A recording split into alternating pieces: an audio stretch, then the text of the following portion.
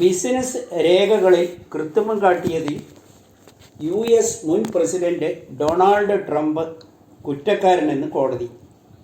Business രേഖകളിൽ കൃത്രിമം കാട്ടിയ കേസിൽ മുൻ US പ്രസിഡന്റ് ഡൊണാൾഡ് ട്രംപ് കുറ്റക്കാരനെന്ന് ന്യൂയോർക്ക് കോടതി കണ്ടെത്തി. ജൂലൈ 11 ശിക്ഷ വിധിക്കും. പോൺ താരം സ്റ്റോമി ഡാനിയൽസുമായുള്ള ബന്ധം മറച്ചുവെക്കാൻ പണം നൽകിയെന്നും ഇതിനായി ബിസിനസ് രേഖകളിൽ കള്ളത്തരം കാട്ടിയെന്നുമാണ് കേസ്. US തെരഞ്ഞെടുപ്പിന് ഇനി 5 മാസം മാത്രമുള്ളപ്പോഴാണ് ട്രംപിന് ഈ തിരിച്ചടി ഉണ്ടായിരിക്കുന്നത്. ജോ ബൈഡന് എതിരെ മത്സരിക്കാനിരിക്കുമ്പോഴാണ് എതിരെ വിധി വരുന്നത്.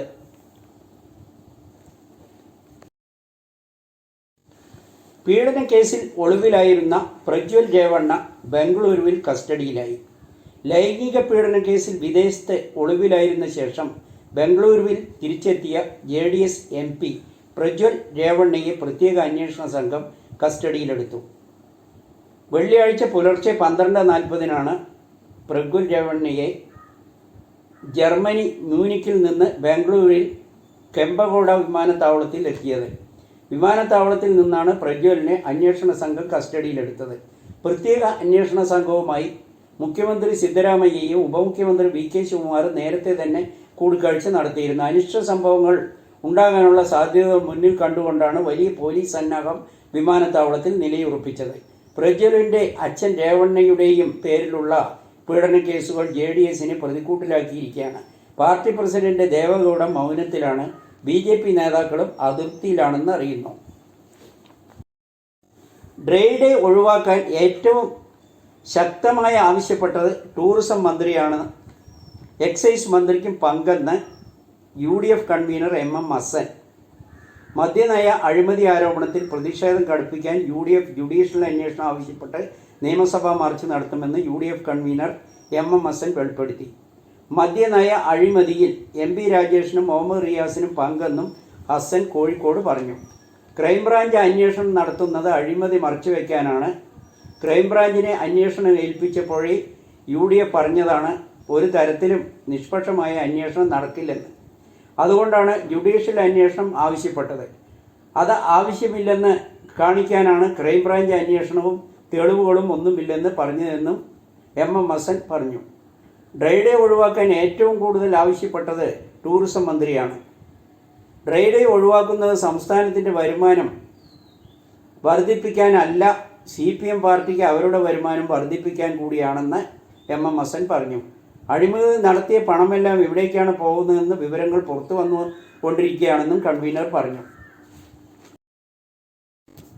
ലോക്സഭാ തെരഞ്ഞെടുപ്പിൽ ഇന്ത്യ സഖ്യത്തിന് ഭൂരിപക്ഷം കിട്ടും.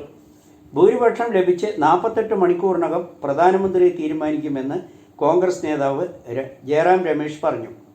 ലോക്സഭാ തെരഞ്ഞെടുപ്പിൽ ഇന്ത്യ സഖ്യത്തിന് വ്യക്തമായ ഭൂരിപക്ഷം ലഭിക്കുമെന്നും ബലം വന്ന് 48 മണിക്കൂറിനകം പ്രധാനമന്ത്രിയെ തീരുമാനിക്കുമെന്നും കോൺഗ്രസ് ജനറൽ സെക്രട്ടറിയും പാർട്ടി വക്താവുമായ ജയറാം രമേശ് പറഞ്ഞു.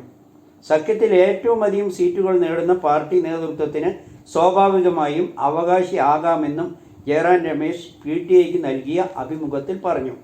ഇന്ത്യ സഖ്യത്തിന് കേവല ഭൂരിപക്ഷത്തിന് വേണ്ട 272 സീറ്റുകൾക്ക് മുകളിൽ കടക്കുമെന്ന് കോൺഗ്രസ് ജനറൽ സെക്രട്ടറി ആത്മവിശ്വാസം പ്രകടിപ്പിച്ചു. ഇന്ത്യ സഖ്യത്തിന് അനുകൂലമായി ജനങ്ങൾ വിധിയെഴുതുമ്പോൾ ചില NDA പാർട്ടികൾ സഖ്യത്തിലേക്ക് എത്തുമോ എന്ന് അവരെ സഖ്യത്തിൽ ഉൾപ്പെടുത്തണോ വേണ്ടയോ എന്ന് കോൺഗ്രസ് ഹൈക്കമാൻഡ് തീരുമാനിക്കുമെന്നും ജയറാം രമേശ് കൂട്ടിച്ചേർത്തു. നിതീഷ് കുമാർ, ചന്ദ്രബാബു നായിഡു തുടങ്ങിയ കക്ഷികൾക്ക് ഇന്ത്യ മുന്നണി വാതിൽ തുറന്നു കൊടുക്കുമോ എന്ന ചോദ്യത്തിന് നിതീഷ് കുമാർ മലക്കം മറിച്ചിലിൻ്റെ മാസ്റ്ററാണെന്ന് മറുപടി പറഞ്ഞു. ഞങ്ങൾക്ക് പകപോക്കൽ രാഷ്ട്രീയമില്ല, വിശാല ഹൃദയമാണ് ഉണ്ടാവുക എന്നും ജയറാം രമേശ് പറഞ്ഞു. പ്രധാനമന്ത്രി നരേന്ദ്രമോദി മഹാത്മാഗാന്ധിയെപ്പറ്റി നടത്തിയ പരാമർശം വലിയ വിവാദമാകുന്നു. 1982 ഗാന്ധി സിനിമ വന്നതിന് ശേഷമാണ് ഗാന്ധിജിയെ ലോകം അറിയുന്നത് എന്നാണ് ഇന്ത്യൻ പ്രധാനമന്ത്രി രാഷ്ട്രപിതാവിനെ പറ്റി വിമർശനം നടത്തിയത്. അതിനെതിരെയാണ് വ്യാപകമായ വിവാദം ഉയരുന്നത്. നരേന്ദ്രമോദി ജനിക്കുന്നതിന് മുൻപ് ഗാന്ധിജി കൊല്ലപ്പെട്ടു. മോദിക്ക് 1982 ശേഷമാണ് ഗാന്ധിയെപ്പറ്റി അറിയുന്നത്. അത്രയ്ക്ക് തരംതാണു പോയോ ഇന്ത്യയിലെ ഒരു പ്രധാനമന്ത്രി എന്ന് പ്രതിപക്ഷം ചോദിക്കുന്നു. ചരിത്രം പഠിക്കാനുള്ള വിദ്യാഭ്യാസ യോഗ്യത കുറവ് കാണുന്നതായും പ്രതിപക്ഷം ചൂണ്ടിക്കാട്ടി. ഇന്ത്യയുടെ രാഷ്ട്രപിതാവിനെ ലോകരാഷ്ട്ര തലവന്മാർ പോലും ഇപ്പോഴും ആദരിച്ചു വരും, ഓർമ്മിക്കുകയും ചെയ്യുന്നു. വിദേശ രാജ്യങ്ങളിൽ ഗാന്ധി പ്രതിമ വെച്ച് ആദരിക്കുന്നത് മോദി കാണുന്നില്ലേ എന്നും പ്രതിപക്ഷം ചോദിക്കുന്നു.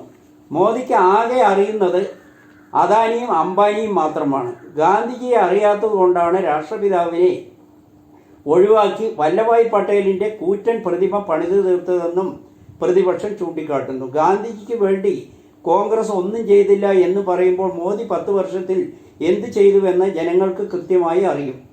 ഇന്ത്യയുടെ രാഷ്ട്രപിതാവിൻ്റെ ഒരു ചെറിയ പ്രതിമ പോലും പണി തീർക്കാൻ BJPക്ക് കഴിഞ്ഞില്ല. വല്ലഭായ് പട്ടേലിൻ്റെ ലോകത്തിലെ ഏറ്റവും വലിയ പ്രതിമയാണ് പണി ചെയ്തത് മോദി. ഗാന്ധിയുടെ ഒരു ചെറിയ പ്രതിമ പോലും പണിയാൻ തയ്യാറായില്ല. ഗാന്ധിയുടെ പേരിലുള്ള പദ്ധതികൾ പോലും ഇല്ലാതാക്കുകയാണ് മോദി 10 വർഷം കൊണ്ട് ചെയ്തതെന്നും പ്രതിപക്ഷം ആരോപിച്ചു.